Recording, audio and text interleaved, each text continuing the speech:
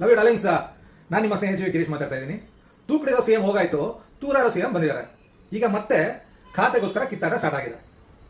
ಎಂಥ ಅಸಹ್ಯದ ಬದುಕ್ರಿ ಇವ್ರದೆಲ್ಲ. ನಿಜವಾಗ್ಲೂ ಇವರೆಲ್ಲ ಜನಸೇವೆ ಮಾಡಕ್ಕೆ ಬಂದಿದ್ದಾರಾ?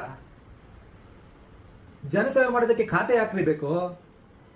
ಅಂದರೆ ಇವರು ಕ್ಲಿಯರ್ ಆಗಿ ಹೇಳ್ತಾ ಇದ್ದಾರೆ ಏನಂತ, ಈ ಖಾತೆಯಲ್ಲಿ ನಮಗೆ ದುಡ್ಡು ಮಾಡೋಕ್ಕಾಗ್ತಾ ಇಲ್ಲ, ದುಡ್ಡು ಮಾಡೋ ಅಂತ ಖಾತೆನ ನಮಗೆ ಕೊಡ್ರಿ ಅಂತ ಕಿತ್ತಾಟ. ನೋಡ್ರಿ, ಎಂಥ ಭ್ರಷ್ಟ ರಾಜಕಾರಣಿಗಳಿಗೆ ನೀವೆಲ್ಲ ಓಟ್ ಹಾಕಿದ್ದೀರಾ, ಎಂಥ ಭ್ರಷ್ಟ ಪಕ್ಷಕ್ಕೆ ನೀವೆಲ್ಲ ಓಟ್ ಹಾಕಿದ್ದೀರಾ.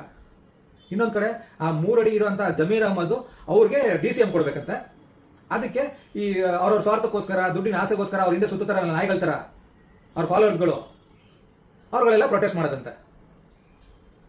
ಇನ್ನೊಂದು ಕಡೆ ಈ ತೂರಾಡೋ CM ಅದು ಫ್ರೀ ಇದು ಫ್ರೀ ಅಂತ ಹೇಳಿ ಜನಗಳಿಗೆ ಟೋಪಿ ಹಾಕೋ ಕೆಲಸನ ತುಂಬ ಶ್ರದ್ಧೆಯಿಂದ ಮಾಡ್ತಾ ಇದ್ದಾರೆ ಅಂತ ನಾನು ಹೇಳಕ್ಕೆ ಇಷ್ಟಪಡ್ತೀನಿ. ಈ ವಿಡಿಯೋ ಮುಖಾಂತರ DK ಶಿವಕುಮಾರ್ ಅವ್ರಿಗೆ ನಾನು ಚಾಲೆಂಜ್ ಆಗ್ತೀನಿ.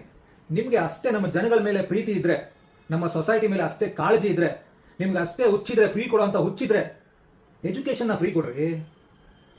ಹಾಸ್ಪಿಟಲ್ಗಳಲ್ಲಿ ಆಪರೇಷನ್ಸು, ಮೆಡಿಕೇಶನ್ನ ಫ್ರೀ ಕೊಡಿ. ಆಗಲ್ಲ ಅಲ್ಲ, ಲಕ್ಸುರಿ ಇದೆ, ಕೊಡೋವಂಥ ಲಕ್ಸುರಿ ಇದೆ, ಅಷ್ಟು ದುಡ್ಡು ಬರ್ತಾ ಇದೆ, ಆದರೂ ನೀವು ಕೊಡಲ್ಲ. ಯಾಕೆ ಹೇಳಿ? ಕೊಟ್ಟರೆ ಮಾಲ್ಗಳು ಕಟ್ಟಕ್ಕಾಗಲ್ಲ, ಪ್ರೈವೇಟ್ ಸ್ಕೂಲು ಕಾಲೇಜ್ ಕಟ್ಟಕ್ಕಾಗಲ್ಲ, ಪ್ರೈವೇಟ್ ಹಾಸ್ಪಿಟಲ್ಸ್ ಕಟ್ಟಕ್ಕಾಗಲ್ಲ, ಕೊಳ್ಳೆ ಹೊಡೆಯೋಕ್ಕಾಗಲ್ಲ ಅಲ್ವಾ? ಧಿಕ್ಕಾರ ಆಗ್ತೀನಿ ರೀ ನಿಮ್ಮಂಥ ಭ್ರಷ್ಟ ರಾಜಕಾರಣಿಗಳಿಗೆ. ಕೊನೆಯದಾಗಿ ನಾನು ಹೇಳೋದು ಒಂದೇ ಮಾತು, ನಮ್ಮ ಜನಗಳಿಗೆ ವಿಚಾರವಂತರಾಗೋಣ, ಒಳ್ಳೆ ವಿಚಾರ ಇರೋರಿಗೆ ವೋಟ್ ಮಾಡೋಣ. ವೋಟ್ ಮಾಡಾದ್ಮೇಲೆ ಆ ವಿಚಾರವಂತರು ಭ್ರಷ್ಟರಾಗಿ ಕನ್ವರ್ಟ್ ಆಗೋದಕ್ಕಿಂತ ಮುಂಚೆ ನಾವು ಅವ್ರಿಗೆ ಪ್ರಶ್ನೆ ಮಾಡುವಂಥ ಜವಾಬ್ದಾರಿಯುತ ನಾಗರಿಕರಾಗೋಣ ಅಂತ ನಾನು ಹೇಳಕ್ಕೆ ಇಷ್ಟಪಡ್ತೀನಿ. ನಮಸ್ಕಾರ.